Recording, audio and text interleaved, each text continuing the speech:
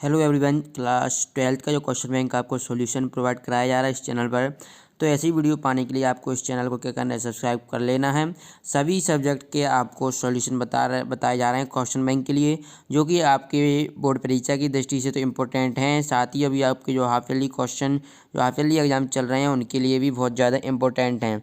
तो इनको आपको अच्छी तरीके से कर लेना है। तो इस वीडियो में हम देखेंगे जो कि आपका चैप्टर है प्रत्यावर्ती धारा, जो कि चैप्टर 7 है और ये फिजिक्स का है। ठीक है, इससे पहले मैंने फर्स्ट सेकंड से लेके आपको डाल दिए हैं। अगर नहीं मिली है वीडियो तो आप मैंने प्लेलिस्ट बना दिया है, वहाँ पर जाकर चेक कर सकते हैं। ठीक है, चलिए हम इस वीडियो में आपको इसका ऑब्जेक्टिव का सॉल्यूशन बताएंगे। तो देखिए पहला क्वेश्चन देख लेते हैं। क्या एक पूर्ण चक्र में प्रत्यावर्ती धारा का औसत मान होता है? ठीक है, तो आपको एक पूर्ण चक्र में प्रत्यावर्ती धारा का औसत मान दोस्तों 0 होता है।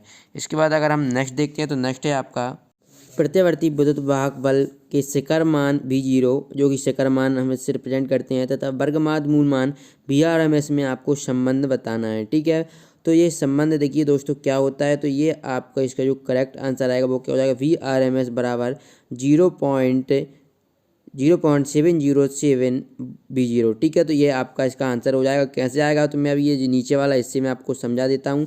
जैसे कि ये तीसरा है, किसी प्रत्यावर्ती धारा परिपथ में धारा का शिखर मान I0 तथा आभासी मान IRMS में संबंध होता है। तो ये आपने व्यंजक भी सॉल्व किया होगा। तो जब आप इसका जो वैल्यू निकालेंगे तो देखिए इसका जो आंसर आप बताएंगे तो इसका क्या हो जाएगा, ये होगा। तो देखिए इसमें 3 ऑप्शन दिए हैं, चौथा ऑप्शन नहीं दिया। ये तीनों ऑप्शन देखिए यहाँ पर करेक्ट नहीं है। चौथा ऑप्शन जो मैं यहाँ पर बोल देता हूँ वो जो एक चौथा आपका ऑप्शन रहेगा वो करेक्ट आंसर रहेगा। तो ये क्या हो जाएगा आपका, जो I0 बराबर √2 IRMS। ठीक है, अगर हम इसमें देखिए जो है आपका ये वाला अगर मिलाने की कोशिश करते हैं तो आइए अगर √2 हम इधर लाते हैं तो ये I0 √2 बराबर IRMS बनेगा। ठीक है, तो जो कि करेक्ट नहीं होगा, क्योंकि हमें क्या, ये जो हमारा जो इसमें वैल्यू है ना IRMS बराबर 1/√2 आना चाहिए। ठीक है, तो ये ऑप्शन इनमें दिया नहीं है जो कि करेक्ट होगा, तो आप मिला लीजिएगा आपकी बुक में। ठीक है, चलिए अब इसके बाद नेक्स्ट देख लेते हैं।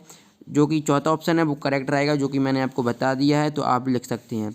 इसके बाद चलिए चौथा देख लेते हैं। एक संधारित्र अपने में से गुजरने देता है, तो ये केवल AC यानी कि प्रत्यावर्ती धारा को गुजरने देता है।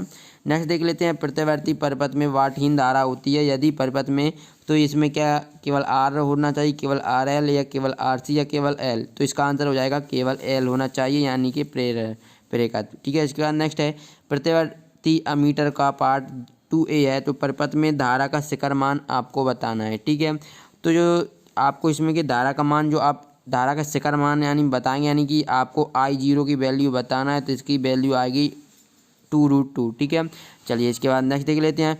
ट्रांसफार्मर का क्या कार्य है, तो आपको ट्रांसफार्मर का कार्य बताना है। तो ट्रांसफार्मर क्या होती है, प्रत्यावर्ती वोल्टता को बढ़ा या घटा देती है, यही कार्य करती है। चलिए इसके बाद नेक्स्ट देख लेते हैं।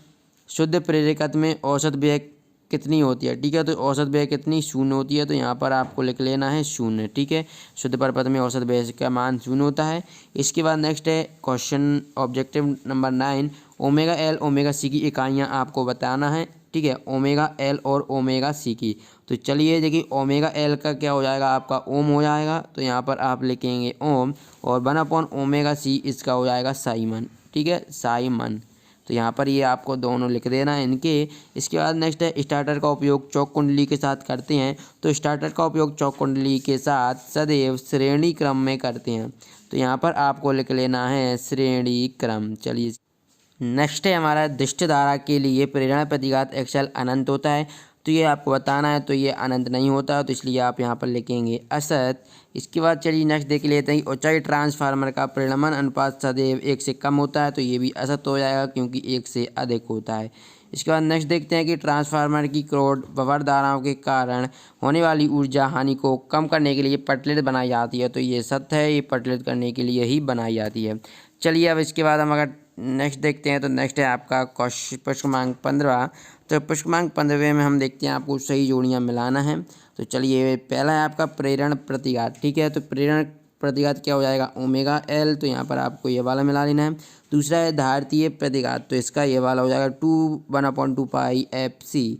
अब आर एल परिपथ की प्रतिबाधा तो ये हो जाएगा √r² प्लस x², तो ये इसका ये वाला हो जाएगा। और आर सी यानी इसका ये वाला, और एल सी आर परिपथ का √r² plus XL minus XC का होल स्क्वायर। चलिए आपने ये मिला लिए होंगे और नोट डाउन भी कर लिए होंगे। वीडियो पसंद आए तो लाइक कर दीजिए, चैनल को सब्सक्राइब कर लीजिए ऐसी वीडियो पाने के लिए।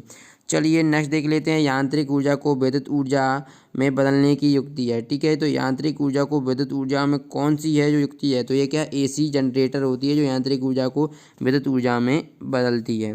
इसके बाद नेक्स्ट है प्रतिघात का मात्रक है। तो देखिए प्रतिघात, प्रतिबाधा और प्रतिरोध तीनों एक ही चीज़ होती हैं। जो प्रतिरोध का क्या होता है, ओम होता है, तो इसका भी ओम होगा। ठीक है, चलिए इसके बाद नेक्स्ट देख लेते हैं, भारत में घरों में दी जाने वाली विद्युत धारा की आवृत्ति होती है। तो ये आपको आवृत्ति बताना है।